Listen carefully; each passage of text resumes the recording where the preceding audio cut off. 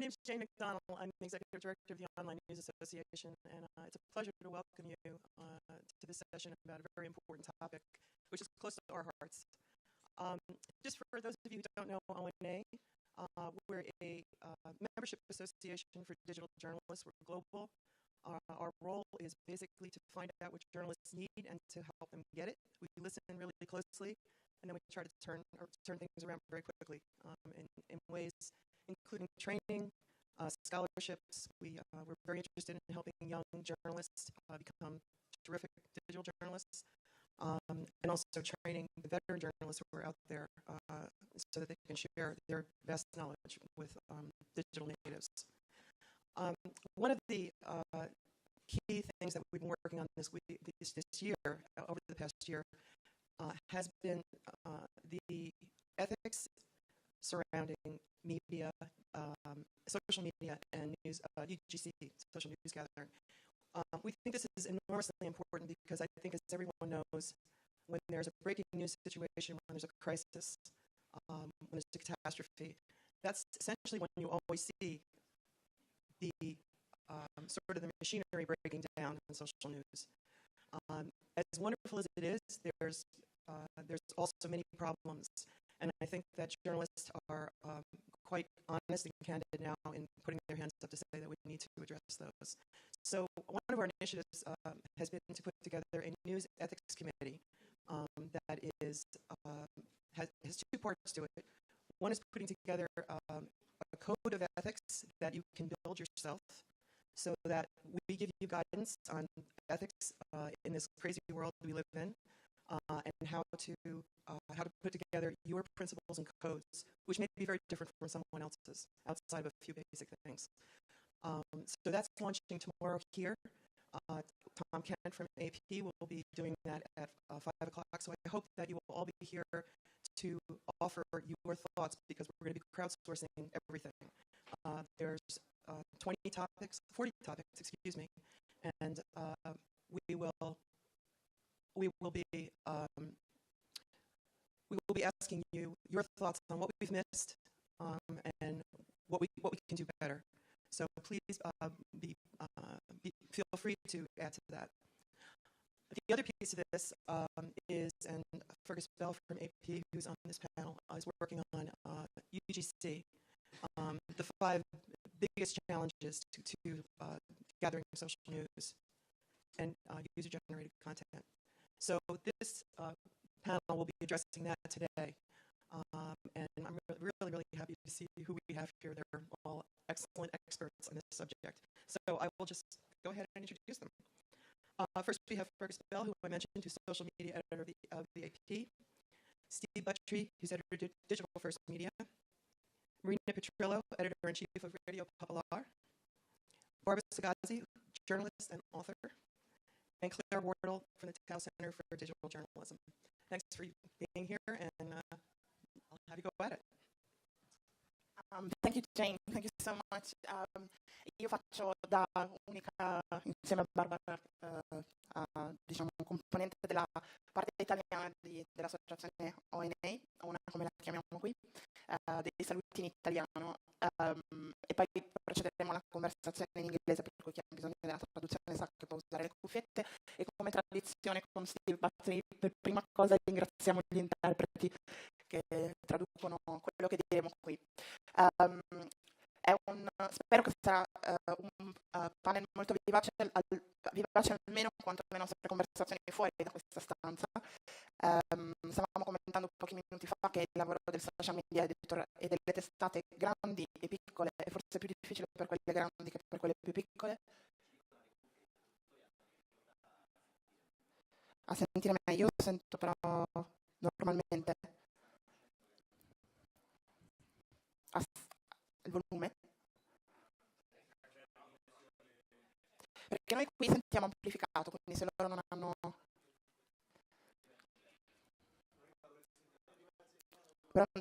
Pronto? Aspettiamo, comandano loro, quindi intanto vi chiedo una cosa: quanti di voi sono italiani nella stanza? These are the Italians, Fergus. Quanti americani? One. two? No, non è per questo, adesso vi spiego perché. Quanti inglesi? Wow, British. Spagnoli? Sudamericani? Sappiamo che ci sono dei colleghi argentini, brasiliani in questi giorni? Nessuno. Ho locali dei traduttori, tu che sei il tramite con gli interpreti. We fine? Ok. Vi chiedevo questo perché soprattutto a Fergus volevo mostrare un po' la varietà delle nazionalità, perché è importante nella discussione che cerchiamo di fare oggi, perché non siamo qui per riparlare di cose di cui abbiamo già parlato, ma per sottoporre a un ulteriore ampliamento e approfondimento i 5 punti che questa iniziativa dell'Associazione Giornalisti Online Internazionale si è data nella sua ricerca su come trattare al meglio l'utilizzo del cosiddetto UGC, User Generated Content. E una delle cose che auspichiamo è che molti di voi, dal punto di vista della propria esperienza, possano contribuire, e credo che se vediamo l'altra slide che Fergus ha preparato, possiamo già vedere il link che potete annotarvi per contribuire con il vostro punto di vista, oltre che naturalmente nella discussione di oggi. Jane ci ha già presentato tutti, per cui se siete tutti d'accordo io darei la parola per primo a Fergus Bell, l'abbiamo fatto sedere in mezzo un po' perché è lui che sta coordinando questa iniziativa, oltre che avere un contatto molto forte con le user generated content per via della sua esperienza professionale. Ha raccontato più volte Fergus di aver cominciato a elaborare insieme ad altri la questione dell'etica di come utilizziamo i contenuti prodotti dagli utenti sui social per la produzione e la raccolta di notizie, quando con la sua organizzazione giornalistica, quella per la quale lavora, che è la Associated Press, si sono trovati a dover gestire l'enorme quantità di materiali che arrivavano sull'uragano Sandy. Fergus ha riunito i 5 punti più importanti diciamo i nuclei di ragionamento più importanti su quali dobbiamo confrontarci per utilizzare eticamente il contenuto generato dagli utenti, e partiamo da lì. Fergus. Everyone, I'm going to do this in English if that's all right. Yeah. So let me give you a little bit of background to this group, just in terms of where we are now. So this group was announced at the ONA conference last October. And since then, we have been signing people up who work with digital news gathering and user-generated content. This is different to a social media or social media editors group. It's for people who are specifically tackling the challenges of things like verification and the ethics surrounding user-generated content and dealing with citizen journalists. The group has got good representation from the industry so far. Today, we're extending the invitation to European journalists and journalists anywhere else in the world, and I would encourage you to sign up to this group if you deal with user-generated content and you have something that you'd like to add or you'd like to weigh in on the discussion. One reason that we wanted to get this group together, as Jane touched on, is that this is such a fast-moving technology and concept and way of working in the news industry that no one's had the chance to just sit back and go, what is this? What are we going to do with it? What are the ethical issues? There's no time for the organic growth that we've seen in previous decades of journalism. So we wanted to convene a group of people who could discuss the issues. And we've got, in the room we have competitors. It's incredibly important that this is not standardizing the way that we deal with UGC. It is just looking at the ethical issues surrounding it in a way that we can remain competitive. And if I'm allowed to speak a little longer, I'll just mention the 5 points that we came across, which you should see on the screen in a moment. So these were 5 topics that the group decided were things that we needed to investigate further. We crowdsourced, I think there's about 60 people in the group so far, and we had a look at these issues. So first is the ethics surrounding verification and accuracy. Second is contributor safety. Third is rights and legal issues. Fourth is social journalist well-being. Fifth is workflow and resources. And I've just highlighted one of those ones, which is rights and legal issues. That was the most contentious one, or the one where there were so many differing opinions and so much that we thought we needed to explore. So that is the first one that we will be deep diving into as a group, and hopefully we can start the process of that and feed back to the group what we discussed today.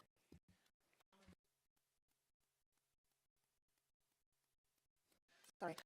Steve Buttrey has been working for a long time on the transformation of say, traditional newsrooms into digital newsrooms, and he's been incorporating social media and user-generated content in his everyday work since day one. What is your take on the legal and right to legal issues? Sure, and I think it's important to note the distinction, but the overlap between legal and ethical things. That there is content that you might have legal rights to that you still have ethical issues with. Whether it's verified and those sorts of things. And similarly, something that might be ethical might present some legal issues. Particularly in an aspect of this that overlaps with UGC, but is probably stronger in the area of journalists working with sources is the surveillance kinds of issues. That if somebody is providing some UGC, it gets into the safety issues, but there's the broader security issue that the panel on the Snowden effect addressed yesterday. That if there's somebody who's providing content and not aware of how this is subjecting them to surveillance or something like that, are we putting them at some sort of risk by republishing something that may have escaped notice on their Twitter account that no one follows, but if we find it and broadcast it to a broader a broader audience, are we putting them at risk and those sorts of things? So it's a host of issues. And another issue with the legal situation is that legal issues change with jurisdictions, not only national jurisdictions, but state or provincial and regional jurisdictions within countries. Probably the biggest challenge here is how much we don't know what we don't know where legal issues are concerned. That if I'm practicing journalism in a particular state in the United States, something that might be perfectly legal where I am might be a problem in another jurisdiction that I'm not aware of. And if I'm using content from somebody else, am I placing them at a legal risk or even a more serious risk? I'll just add this to this thought from Steve, that most of the time when we're talking about user-generated content and the tools that users use to let us have content, we're talking about international platforms who do have their own regulations, which are the same internationally. But then on a legal basis, constitutionally and on the ground of law, we're all different.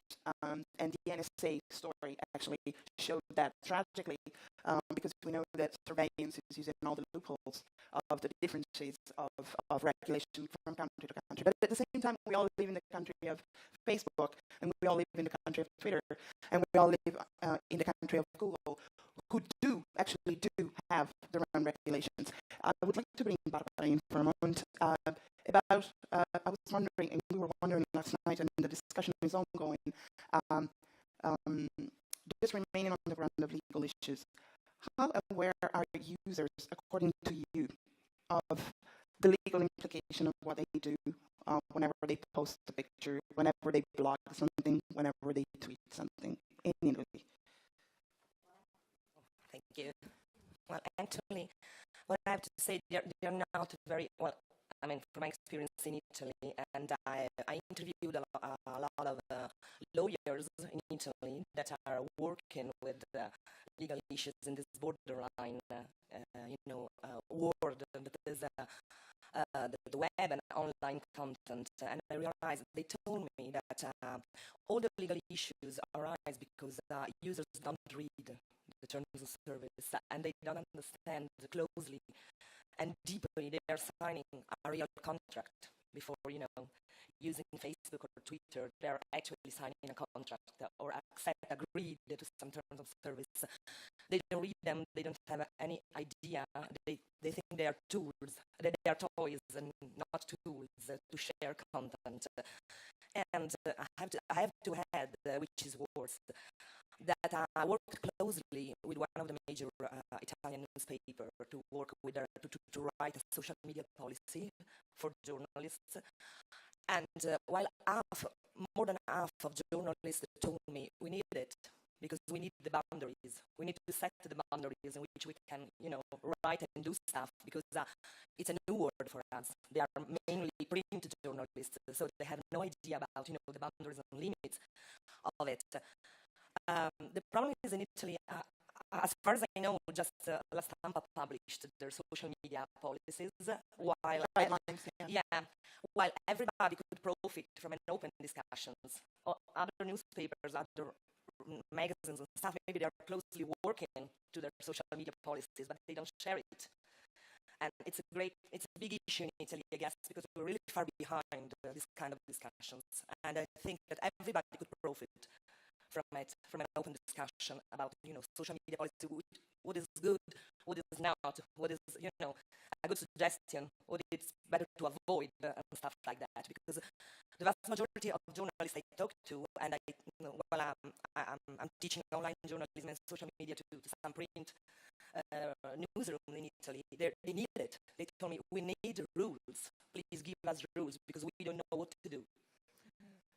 And at the same time, we tend to forget that because the age of guardians is over, we are all users as well as journalists. Yeah. There's not just the big mass of users, but any user can become a journalist, and any journalist is a user at the same time. So I would like to know from Claire how much the Total Center for Journalism is diving deep into rights issue and legal issue, which is something we were saying earlier, we don't have even time to reflect upon, but it needs a lot of expertise as well.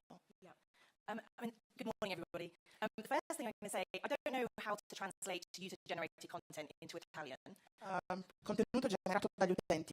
Okay, so it sounds better in Italian, but user-generated content is a horrible term, and nobody has come up with a better term.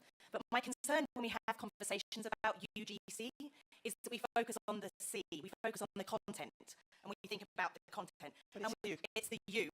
It's the uploaders. And we had this conversation last night about it's community. We often don't hear the word community when we talk about UGC. And when many people are uploading content, they're not necessarily sending it to a newsroom anymore. They're sending it to their friends. They're sharing it. They're not sending it, they're sharing it. And we as journalists are kind of going into their space. And so the ethical conversations about this is so important because we need to really think about the users. And you're right, I don't check my terms of service when I sign my contracts. I go, oh, agree. But we need to explain to uploaders. So there's a huge issue here about educating people, both journalists but also people themselves who are doing this. So I've been working for the last 8 months on a big research project about user-generated content. And as part of that research, I watched an awful lot of news, broadcast news. And as part of that, my research team, we found that only 16% of pieces of UGC have a credit added. And when we went to talk to newsrooms about this, there's a number of reasons for it, but UGC just gets seen as content. It's just vision. It's just like pictures from Reuters. So we're losing that connection that it's not actually just being sent by a freelancer. It's not something you've got from the AP. It's sent by somebody who happens to be somewhere with a phone, shared it on Facebook, and journalists took it. And now it's something very importantly different about that. So crediting is one, and legally, if we had a lawyer on the panel, we should be crediting. This isn't, oh, it'd be nice to credit.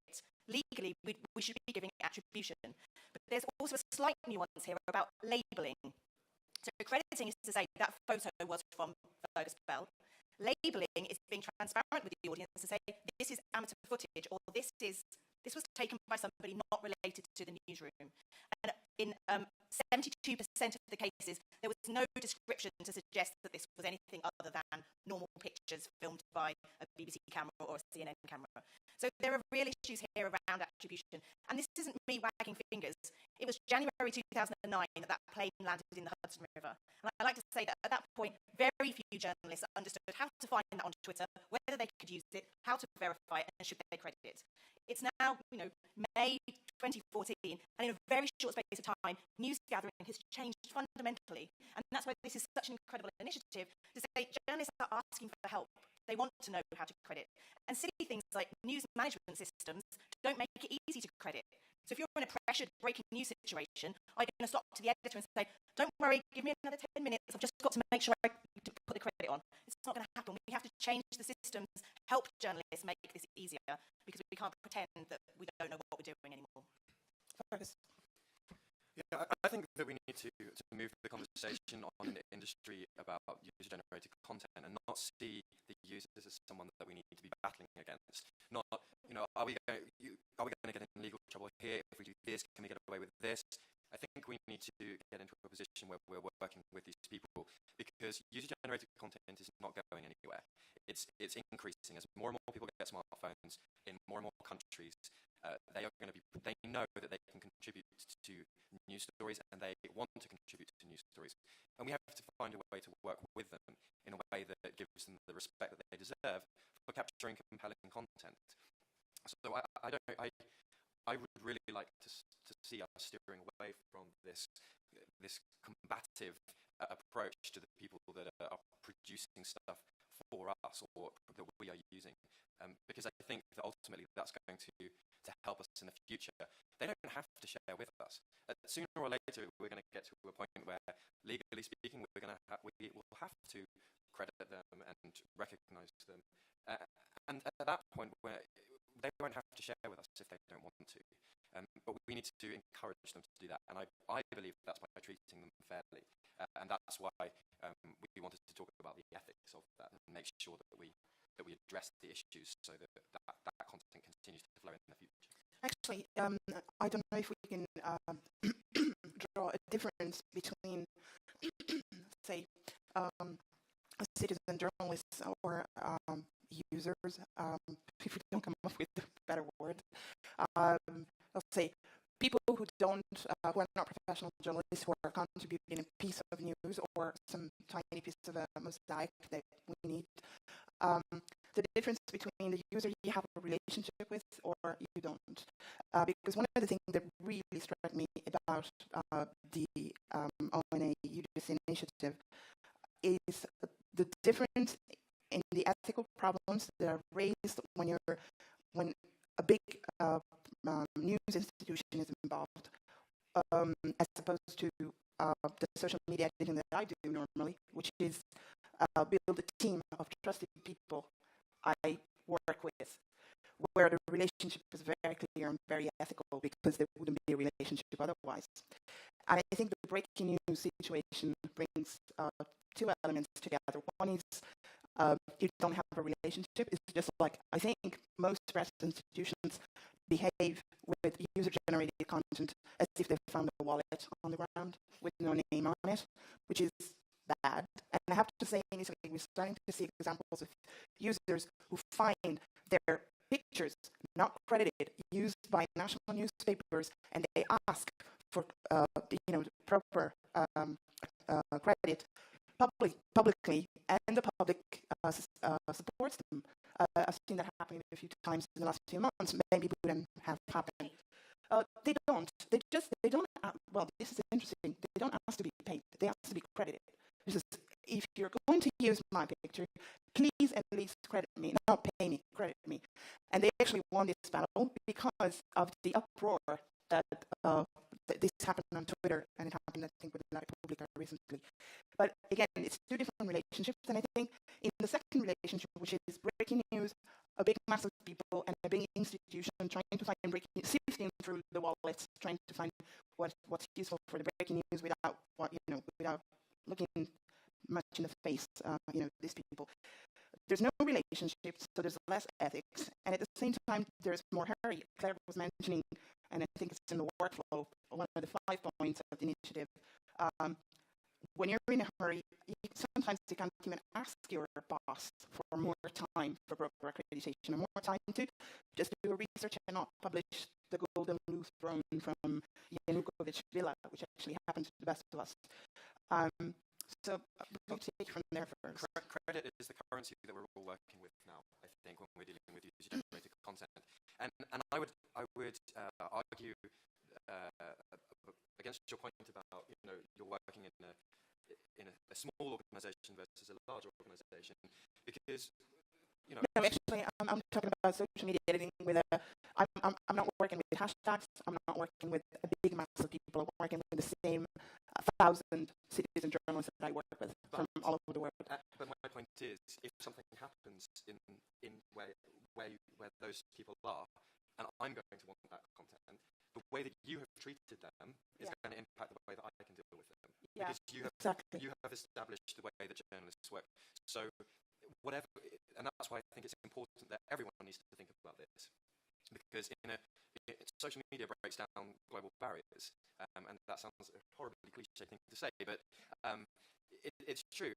Breaking news now breaking news UGC content can be acquired from anywhere, dealing in a newsroom anywhere, and so you might not think that the way that you work with your community of citizen journalists will affect the way that I work with them, but I might need them one day, and I don't want them being put off by the way that I'm sure you deal with them very well. But if you didn't, I wouldn't want them to be put off by a journalist who wasn't acting ethically, because they're just going to see journalists. They're not going to see different organisations. Yeah. Steve, back to add to this. Yeah. Well, and I think that works both ways. That if Marina's got a strong ethical relationship with them, and the external media that suddenly wants relationships with her community, and I like community as a term better than users, although again it's a cliche. That if the external journalist is not dealing ethically with them, that damages your relationship with them, because you're a journalist too, and they're thinking, oh, I didn't know she worked that way. Well, she doesn't, but that relationship is damaged, and I think that that the credit question, we wouldn't think about using a journalist's contributions without credit. Exactly. But beyond the courtesy and the currency that credit is an issue of credibility as well. That if we're crediting this to a user, we have to tell what we know about that user and how he or she got that content. So that the credit issue goes into the verification and accuracy issue. These 5 issues are all very closely linked, and so that, to me, credit goes beyond courtesy to be part of the transparency of not only verifying but telling the community, how did we verify? How do we know that this is really a picture of what we're representing it to be? Well, okay, this person took the picture and we did some verification, and you can't explain the verification without providing credit. Right, yes, clear. And the other issue about user-generated content is it includes so much. There's a big difference between an activist in Syria, in Aleppo, filming something, uploading it to YouTube, and wanting as many people as possible to use it, versus my mum, who happens to be waiting for a bus and sees a crash and films it on her iPhone and sends it to me, versus maybe a staff member for the United Nations Refugee Agency who is on the border with Syria and has been given training to use their iPhone to show refugees crossing the border and uploads to Twitter. All of that we talk about as UGC. So Steve is absolutely right. It's a transparency issue to say, you know, my mum doesn't necessarily have an agenda. She's just filmed a car crash. The UNHCR worker has an agenda. It's a different agenda, but, you know, so they're Syrian activists, but there's an agenda. So I think as part of journalism, we hide behind, oh, it's just UGC, but it's the source, and we need to talk about where that source comes from and why they are uploading that content. And there are users who, because of that agenda, sometimes don't want credit. They want this to go out there as this neutral, factual thing when they have deliberately perhaps misrepresented something, and the credit, again, being part of the verification process, is also part of the debunking process. What about anonymous sources? There's a lot of debate in the last 3 years about anonymous sources. Do you think we can reach some sort of universal ethical rule as far as this is concerned? People who are posting from situations of danger, people who are hiding their identities, whatever.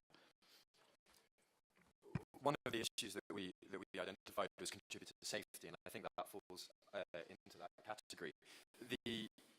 I think that most news organizations would have a policy on anonymity in stories, and I think that my personal opinion is that UGC contributors, their anonymity should work with that policy.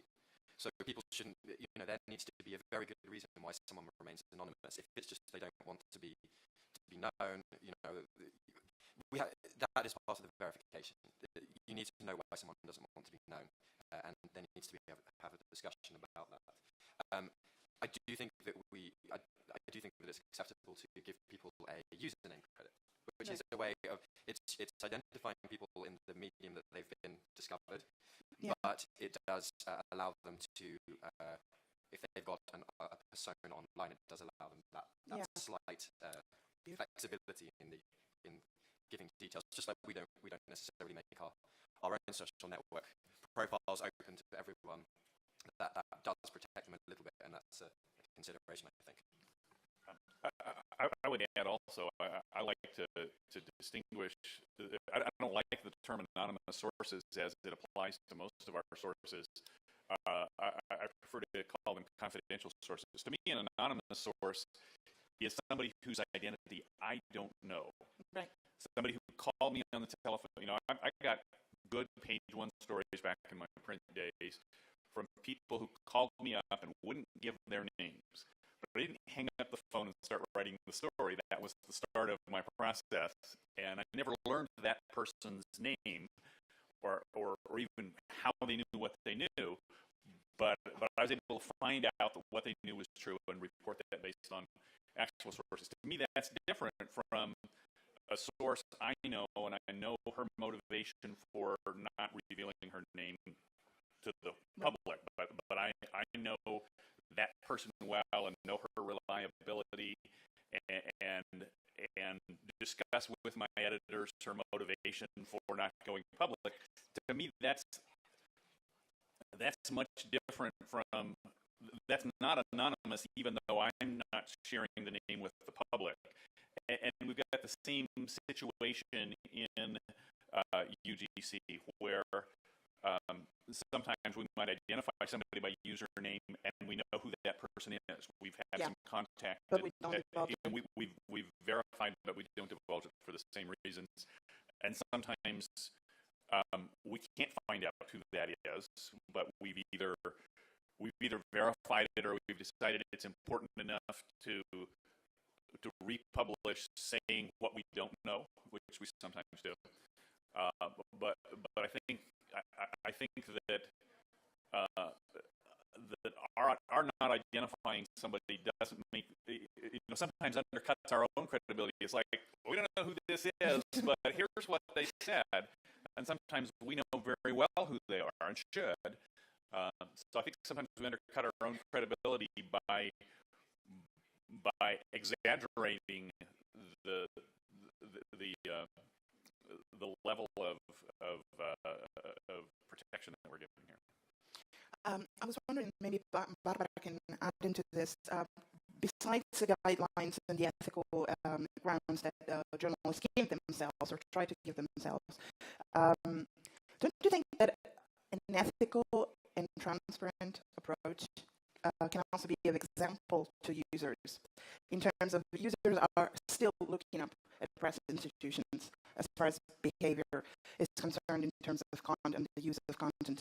So wouldn't a clear ethical behavior from the main press institutions, from small to big, be educational for users?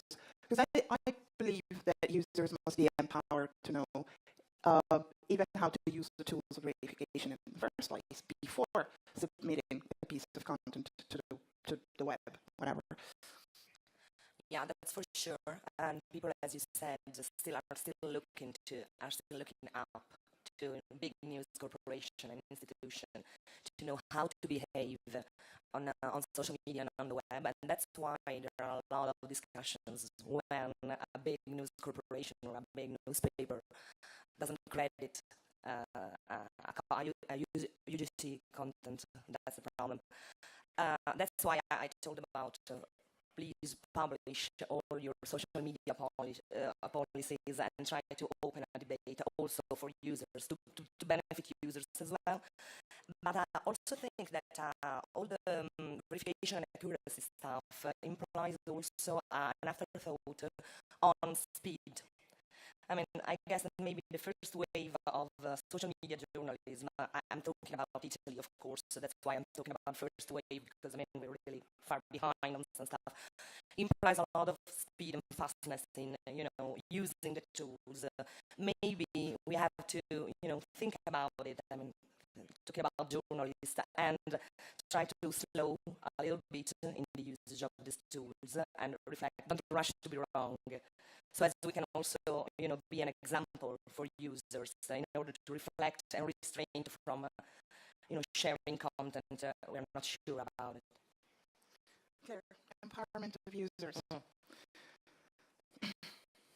Yes, I mean, there's, I think, let me start again. When you see a lot of rumours circulating around breaking news, it's often because people are tweeting without checking, but actually all the tools that social media editors and verification teams use are free tools that anybody could use. And actually, I think because newsrooms aren't particularly transparent about the way that they verify and what they know and what they don't know, the users themselves don't know these tools. So simple Google reverse image checks or, even those sorts of simple things would change a lot of that. And I mean, certainly all these tools is a media literacy point for me. So I think it's about education around the users themselves knowing what to do. And if you talk to social media editors who talk about hoaxes, it's very rare that you have a deliberate hoax. Mostly it's the audience trying to help you. And they will see a picture of an upturned van from a tornado situation and say, oh, have you seen this? And, it's from 3 years ago, and they don't know how to check,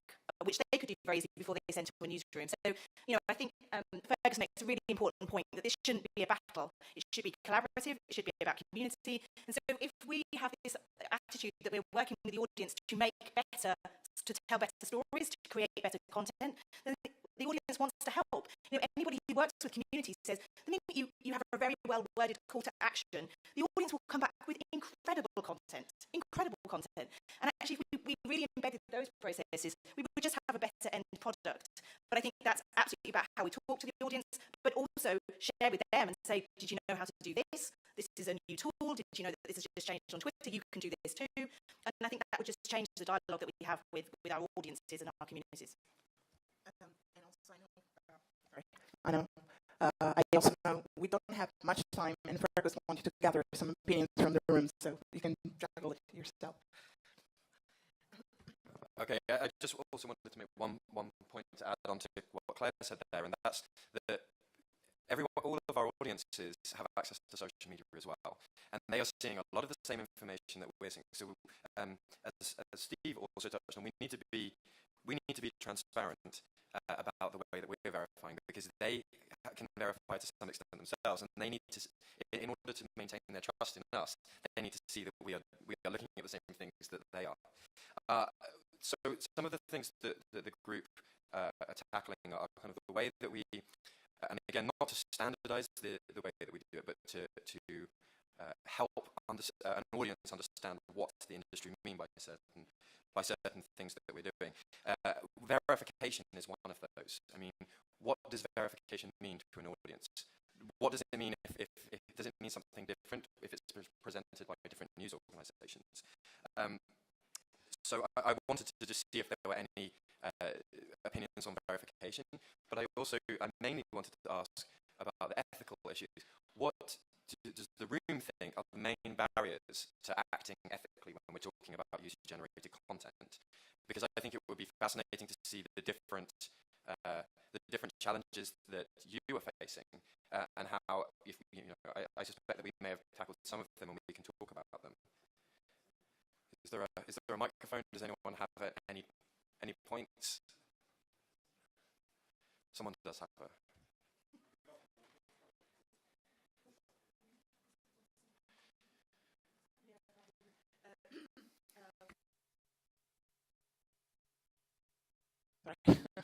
Fergus ci ricordava appunto che la ricerca di questa iniziativa dell'ONA sull'etica di come trattare il contenuto generato dagli utenti non è tanto di trovare uno standard che vada bene, universale, che vada bene per tutti, quanto piuttosto quello di esplorare, conoscere, confrontandosi tutte le sfide etiche che ci pone questo nuovo utilizzo del contenuto proposto dagli utenti. Quindi dice che forse è il modo giusto, no?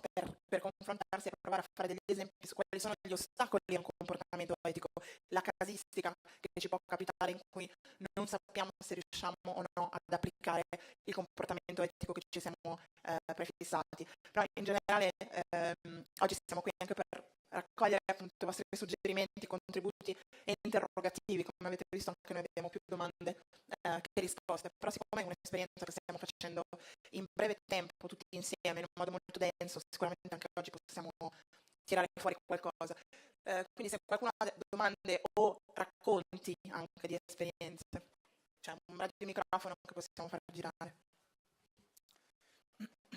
Ciao. Funziona? Ok. Volevo fare una domanda su un'altra sfida etica, molto simile comunque a quello di cui avete parlato, portando un esempio. Un paio di anni fa c'è stata una tentata da Brindisi, se vi ricordate, una studentessa è morta. Un noto quotidiano online italiano ha subito cercato il suo profilo Facebook, caricando tutte le foto, pubblicando tutti i commenti ricevuti dalla ragazza, pubblicando subito dopo un'altra cosa ancora più grave, la foto di un'altra ragazza pensando che fosse morta, mentre in realtà era viva e stava bene. Cosa ne pensate di questo tema? Quanto sia corretto? Questo. Typical case. Yeah, so as part of the research, we talked to 64 different journalists around the world, and ethical challenges around Facebook was the number one problem. And of course, the reason that this is so problematic is because technically something might be open and public, but I think we all know, if we use Facebook, that sometimes we just don't know about our own privacy settings. And so in every newsroom, when people say you can't actually have guidelines about Facebook ethics because you need to use your own judgment. So for example, one newsroom would say, if we can access the Facebook page of somebody who has committed a crime, we're much more likely to use content from that page than somebody who's the victim of a crime. So many places would say journalists have always had ethical discussions around very difficult journalism subjects. Facebook is just another one of those discussion points. But I think, for example, in the BBC ethical guidelines, they say, what was the intended use of the person who on Facebook, what did they think they wanted? So some people have very open Facebook pages and they're using it in a way that they have lots of public posts.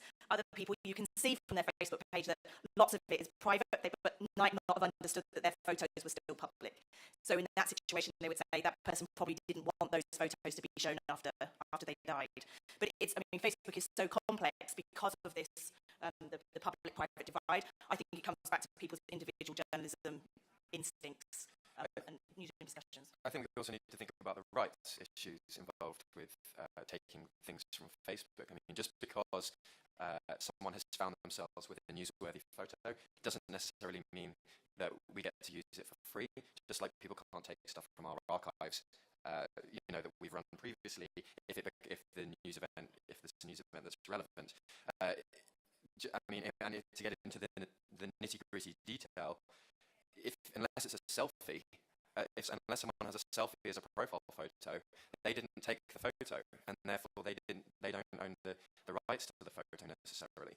So I know that at the AP, it's particularly difficult when you have a shot on a Facebook page and it's a wedding photo, because the rights are retained by the wedding photographer.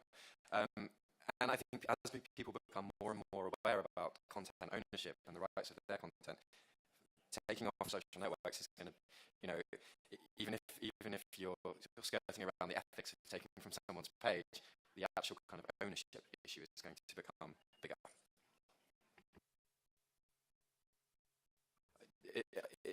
While you're thinking about verification challenges or challenges to working ethically, I wanted to perhaps raise the issue about the safety of contributors again. And in the room, who asks for user contributions via social media? Who has done that? Okay, a couple of people. I don't necessarily want to ask a question, but I would wonder who in the room knows the legal implications and the duty of care that you owe the person if they get injured taking a photo or a video. Okay.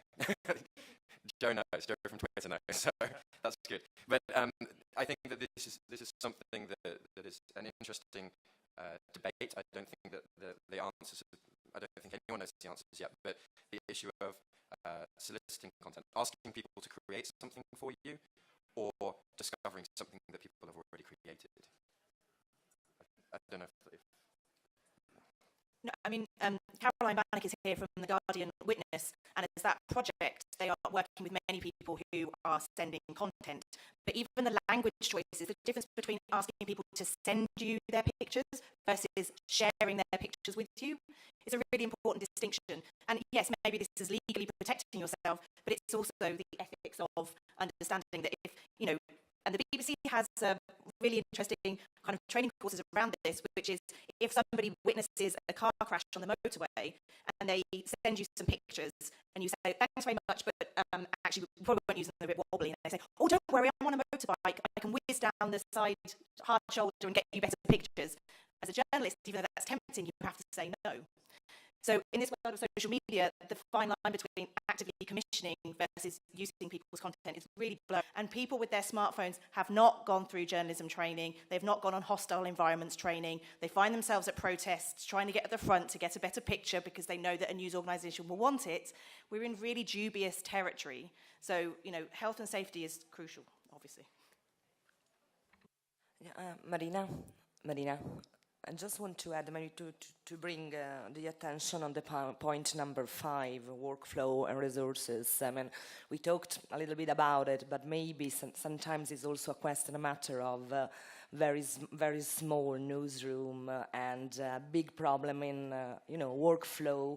They don't have really the time to check and to think about what they're sharing. I know it's not a good advice to give, but maybe we have also to think about point number 5 in this big discussion about verification and accuracy and sharing of content. I'm interested to know what you mean by people don't have time. No, I mean at the point 5, bring the attention on workflow and resources of a small team, and I see the idea is to help a small team to have the time and thought to reflect on what they're doing.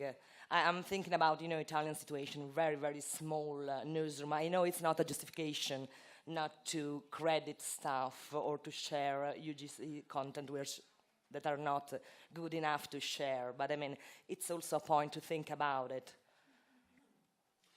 I think that the way that we approach it at the AP is that we have a scalable model for the workflow. And so the idea is that our verification process can work in the newsroom dealing with global stories, but it can also be used in a bureau, the smallest of A bureaus. very small one, yeah. And the idea is that basically you tap into the resources that you have available to you, and then you become more ambitious if you get more resources, or you can scale it up. I don't believe that time should ever be an issue, because if it's a small newsroom reporting on something that's very local, you are the person who is best positioned to be able to verify that. Yeah. And really, are you going to be comfortable reporting something that you haven't verified, even if for the sake of competition? Yeah, totally. So the suggestion is, if you don't have the time, don't do it. And as somebody who both started out in a very small newsroom and in my current position deal with a lot of small newsrooms, those small newsrooms don't have a different standard than a large newsroom for the accuracy of the content that a reporter is doing, or that a photojournalist is supposed to verify and get the names right of the people in the pictures and those sorts of, they have the exact same standards as a large newsroom in terms of accuracy. And so I think but every journalist who makes a mistake, whether it's an honesty mistake like fabrication or plagiarism, or I think most accuracy errors are honest errors of somebody didn't have a high enough standard, or they got rushed. Time is the excuse that we use, but we know deep down I didn't do my job on that one. And it applies to UGC just as it does to all of the other facts that we gather. I don't know, many of you will agree with me, but I often have the feeling that time is intimately connected now in the way we use our social media content to quantity. Basically, time has been shrinking for us because there's an open tap of opportunities to grab wallets from the ground, to use that earlier metaphor. But I'm wondering if one of the good practices that social media content, user-generated content, can teach us is to have a more horizontal relationship with the news. We've been mentioning often in the last few years that breaking news are dead. Basically, what really counts at the end of the day is how thorough, how honest, how clean, how professional, how strong you've been in treating a piece of news, and not just how quick and grabbing, sort of wallet grabbing you've been in taking the news. I'm thinking of Boston Globe. ONA has been given a prize last year to Boston Globe for the Boston Marathon bombings. And I've seen the damage that the hurry has done on that day, and how slow the pace they gave themselves was, because they were in their waters, they knew the city, and there were a lot of mistakes all around it. But honestly, that hurry didn't exist when we hadn't that much quantity of information seemingly offered to us, which is not true. It looks like it's offered to us, but it still needs the same process: verification and assimilation and context. What do you think? I think that we need to appreciate that social media is a platform, just like equal to our competitors in some cases. Our audience can find this stuff on the social networks. So if we are going to access it, then we don't need to worry about being quick. We need to be concerned about what additional context we can give to that. So the people who are turning on the TV or listening to the radio or reading the newspaper or going online, if they are looking at content that we have picked up from users, that we are giving something extra that they can't find on the social networks. And that's where we set ourselves apart, and that's where we can take a breath, because that image is out there, but people want to understand what it means. And I think that might be a way of looking at the time issue. Unless content was submitted to us directly by email or a submission tool that gives it to us exclusively, every bit of UGC that we get from the community, we've already been scooped on.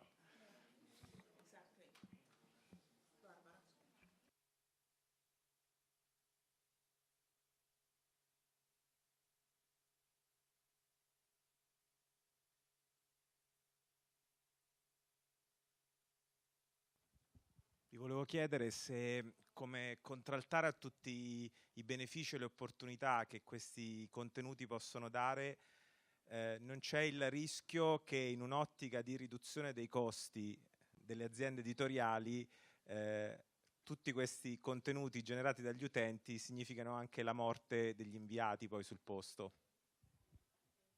Sono usati come sostituti anche, dice. I'll just very quickly say this because many people have this argument about UGC being because it's free. And actually, as we've all discussed, the processes around verification, the processes of adding context and actually using it to tell stories, when you go into newsrooms, that takes time. So to do it properly, no journalist I talk to, and journalists will always say, yeah, off the record, but there was no even off the record that said, yeah, it's because it's cheap. Because it's not cheap, it's not free. So I really don't believe in that argument whatsoever. And to me, that would be like saying that sources would replace journalists, because that's really where we got the information. The journalist gathers from sources, and they can be in-person sources, they can be published sources, and always have. We didn't have Twitter and Facebook, but we did research from public documents and from the wires and from archives of local newspapers and those sorts of things. And the journalist provides our value by pulling those things together. And I think if you look at, obviously newsrooms in a lot of particularly legacy media are shrinking, but it's the newsrooms that are shrinking are often the ones that aren't making the best use of UGC anyway. Sì, ecco, aggiungo in italiano, visto che la domanda era in italiano e la platea lo è per la buona maggioranza.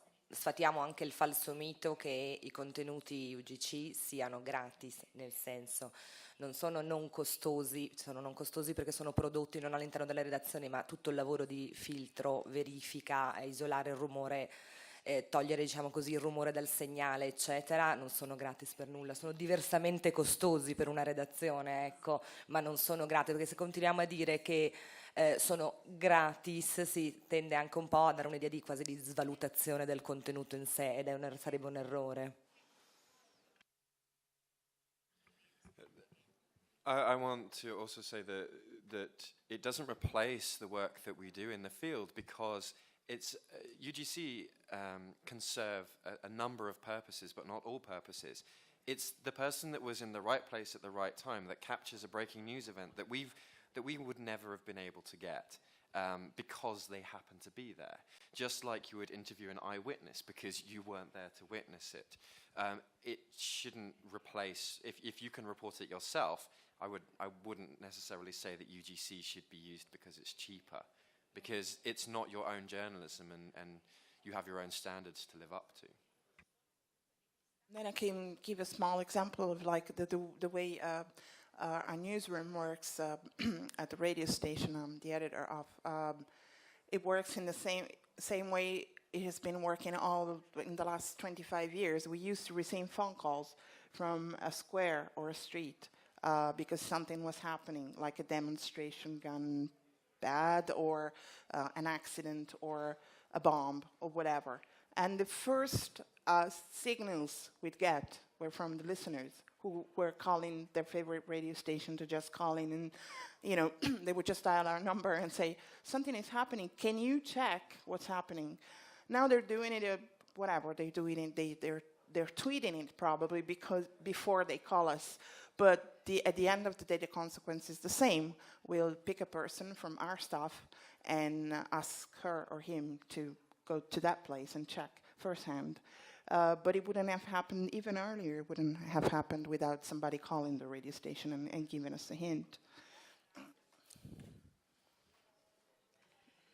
Se il contenuto è generato da un giornalista, diciamo quanto ovviamente un giornalista con profili sui social media verificati, quanto tranquillizza praticamente tutte le redazioni che vanno a fare ricerca in merito, e se è etico a un certo punto nel momento in cui si usa il contenuto generato da un utente qualsiasi, quindi parliamo di citizen journalism, poi quel contenuto comunque fa fare business alla testata che comunque che può risultare una breaking news nel momento in cui la testata lo rintraccia per prima. Se è etico rintracciare poi l'utente e potergli dare un riconoscimento monetario di diversa natura, che possa essere anche il credito. Noi abbiamo fatto appunto questa notizia grazie all'utente che si trovava al momento giusto, nel posto giusto, con le persone giuste. Absolutely. We should absolutely credit people who are in the right place at the right time. But paying them? I think that when someone captures something that you really, really, really want and really, really tells the story and they're asking for money, then yes, if that's the condition for doing it. But in my experience working with this for more than 3 years now, money is not the motivator for people to share content. It's not... credit is the currency that people want. If people are sharing on the social network, they want people to go and see their other videos or their other photos. Money does always have a place, and I think we'll always be paying for the most exclusive stuff, but I really, honestly, it's not the main motivator, except in the US. Yeah, the US, more people ask for money than anywhere else, I think. Yeah. Would you say some users would go for fame as opposed to money? The people who want to create viral videos, I think people whose kids do things that, they want the YouTube ads, so they often want you to just credit their YouTube channel. But it's not. Money is not the motivator for people sharing. They're sharing with their friends, and we happen to find it. And in terms of acting ethically. At the AP, we always ask permission to use that content. We do not run content without permission. And therefore, we have to have got their consent. And we're not running something unless we know they're happy for that.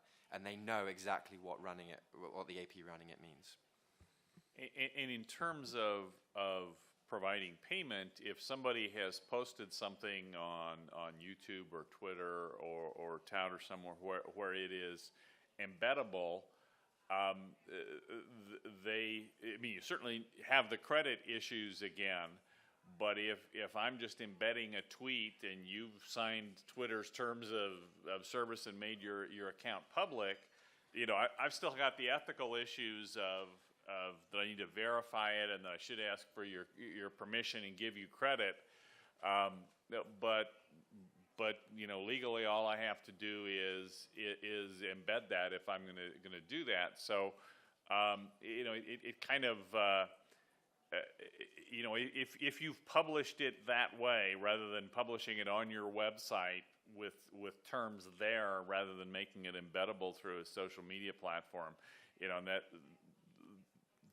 and obviously they publish it on the social media platform, as Fergus said, to share it with their friends or to share it with the broader world, and by giving them credit and sharing it further, you've accomplished their goals rather than paying for it. So, I think somebody who wants money for things should act like a freelance journalist and sell it and find your market for it and so on. We just one thing on that. We've actually had the opposite issue, the experience where I've tried to get permission to use something on Facebook, and the user has said, "Oh, it's on Facebook, it's public, anyone can use it." And I've had to say, actually, no, that's not the case. In order for us to use it, you need to sign this, or you need to agree to these terms. So educating the people who are sharing this to inform them of their rights that's the kind of angle that actually we come across quite a lot. I just want to say I'm really glad you asked this question, because this is coming. And if we have this panel in 2 years' time, the landscape is changing quite dramatically, because users are recognizing that for some of their content, it really does have enormous value for the newsrooms. And so if you take a breaking news example and there's a twit pic that goes up, if you look at the comments underneath, sometimes they're incredibly illuminating. And back in November, there was a helicopter crashed into a pub in Glasgow. And there was a lovely woman who had about 200 followers on Twitter. She happened to be staying in the hotel opposite and took an incredible picture of the crash. Immediately, hi, I'm from ABC, hi, I'm from AP, not AP actually, I'm from Reuters, I'm from BBC, I'm from wherever, can we use your pic, can we use your pic? She was traumatized because she'd just seen this, and a guy from Reuters said, hello, I'm from Reuters, did you take this picture, and would you do a worldwide distribution deal with us? On Twitter, in 140 characters, and she said, yes, because she was nice.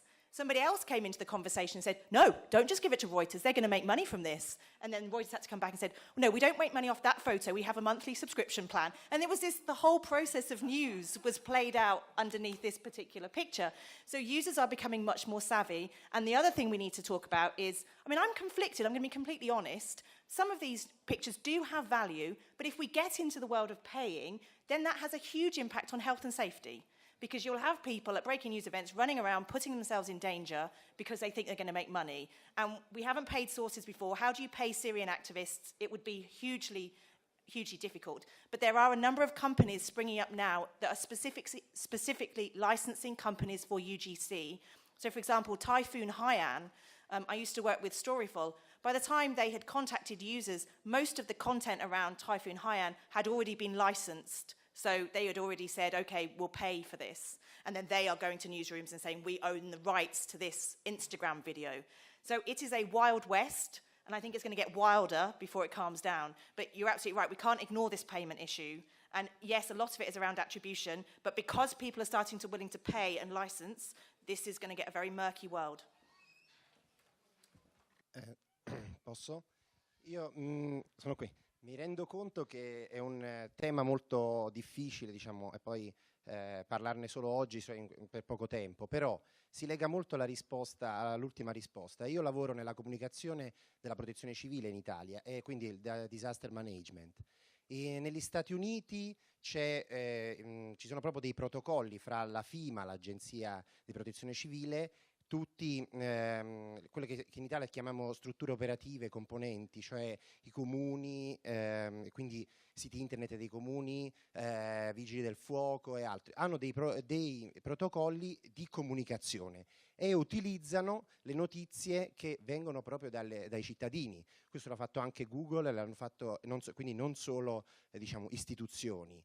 In Italia non c'è in questo momento, vabbè, lo so che porto solo l'esempio italiano, però non c'è ancora in questo momento una comunicazione codificata, una comunicazione organizzata tra ciò che portano quelle che possono essere notizie dei cittadini quando succede per esempio un terremoto o un'alluvione, un'inondazione, e quella che è poi la comunicazione delle istituzioni e quella che è la comunicazione dei media. Ecco, quindi io vorrei capire come una vostra opinione, è chiaro se ancora in tutti questi anni non si è riusciti a organizzare la comunicazione vuol dire che è un tema complesso, però una vostra opinione, che siete sul campo, che lavorate tutti i giorni, quotidianamente, anche su questi temi, come può essere organizzata la comunicazione tra le istituzioni, i media e ciò che viene dai cittadini? Ecco.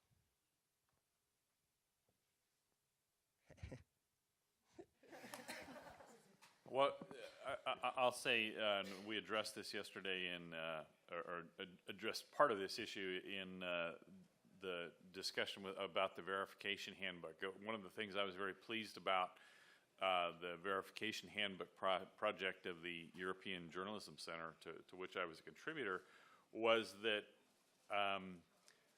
that it wasn't just targeted at journalists, it was targeted at activists and emergency workers and first responders and so on who work in these situations, because they have different purposes and agendas with their distribution of information that overlap with ours, but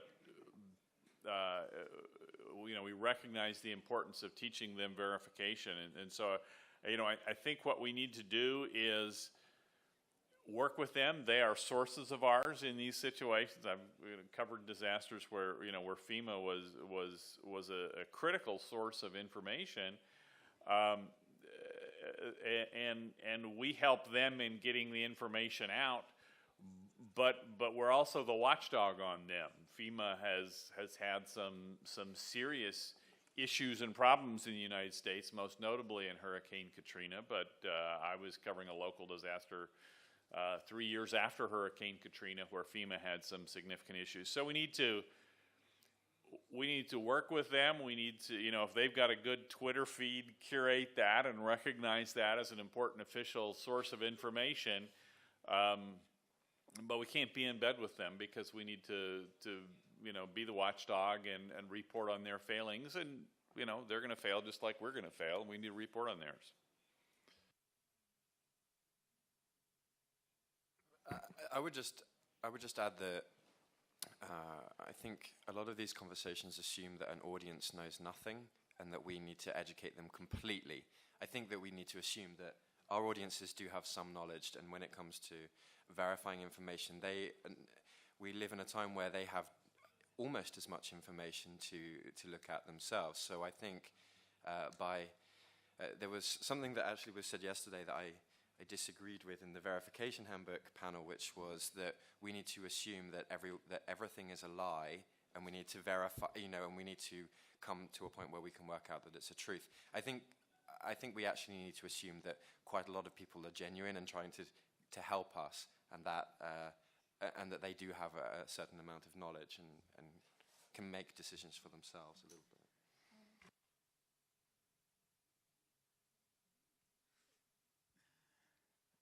La faccio in italiano perché buongiorno.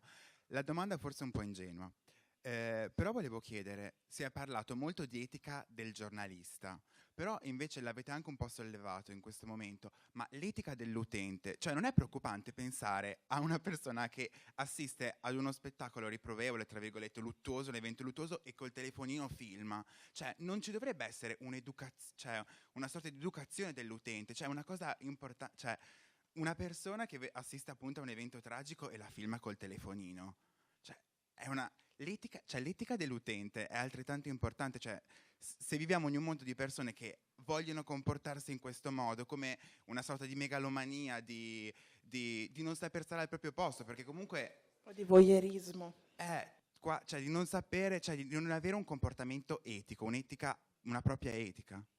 No, non c'è questo aspetto forse? I think that people always slow down for traffic accidents to look. I don't think that. I think that's human nature, and the technology exists. Ma non è preoccupante questo? Cioè, è una cosa positiva? A me non sembra, sinceramente. I don't know if it's worrying or positive. I just think it's human nature, and people have the tools to be able to indulge in that. I think people are always interested in what's going on. That's why they turn on the news. I don't know. That's a maybe it's a bigger question than. And it's certainly, well, first of all, to say that users, to talk about ethics of users is that's really a matter more of human morality. Ethics are the ethics of a profession. That the ethics of journalism are different from the ethics of medicine because or law, because we have different functions and different obligations. I follow some people on Twitter who are very funny, who their purpose in life, and I don't know if they're professional comedians or just funny people, but they like to make people laugh.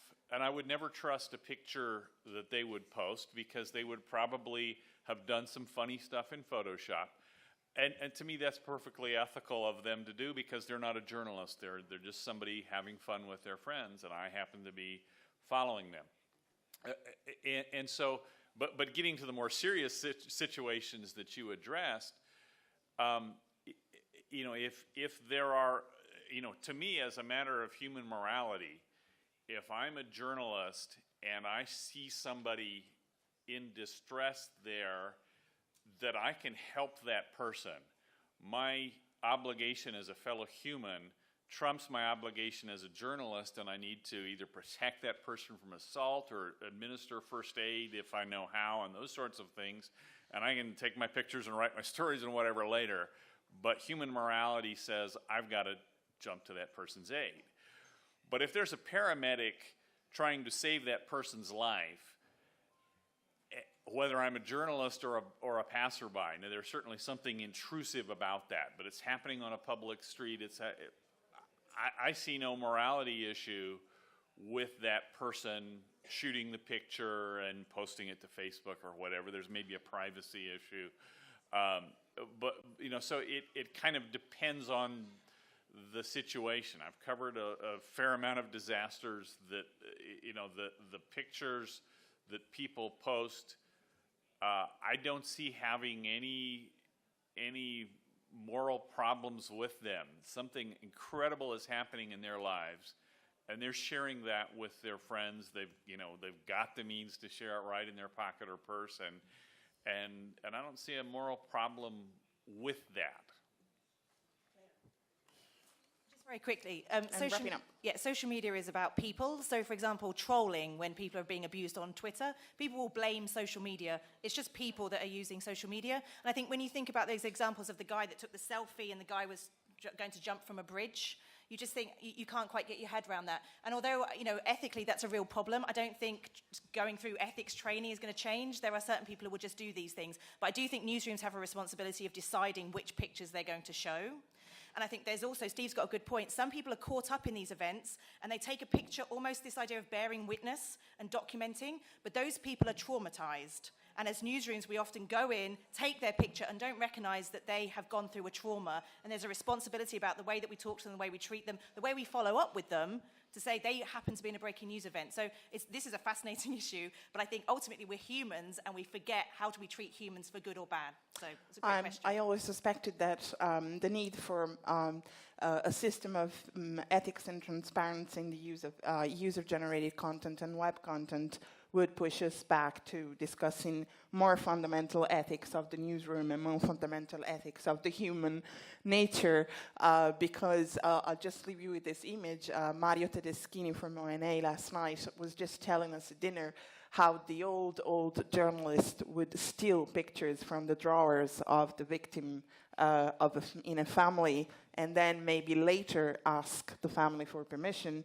That was, you know, small quantity again, but it used to happen exactly the way it happens now. But the fact that it's happening in public now pushes us to give us a new ethical manifesto, we can say, that we can all use.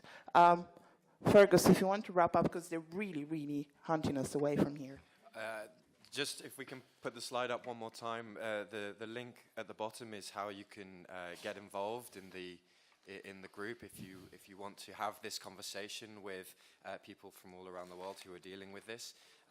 The thing that I'm going to report back to the group and you if you sign up is that education of the audience seems to have been something that keeps recurring, and I think that's something that perhaps hasn't really been raised as much before, and I don't even know how to tackle that, but I think that the group might like to look at how we tackle educating the audience in this space. So thank you very much for... Grazie Barbara Sgarzi, Steve Bacci, Fergus Bell, Claire Wardle, grazie mille.